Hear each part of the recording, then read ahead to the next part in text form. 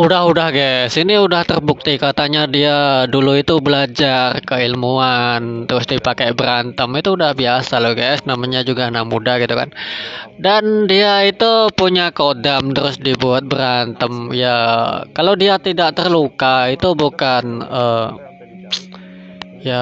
keberuntungan, mungkin juga kodamnya juga lagi sedang membantu orangnya gitu loh. Bahasanya tergantung keyakinan orangnya. Kalau orangnya udah belajar keilmuan seperti itu, harus yakin dengan ilmu yang dipelajari. Jadi kalau udah yakin, apa sih yang nggak terjadi? Ya pasti terjadi, nggak akan sobek. Kalau dibuat berantem. Ya karena belajarnya kan untuk kekebalan, untuk berantem gitu kan.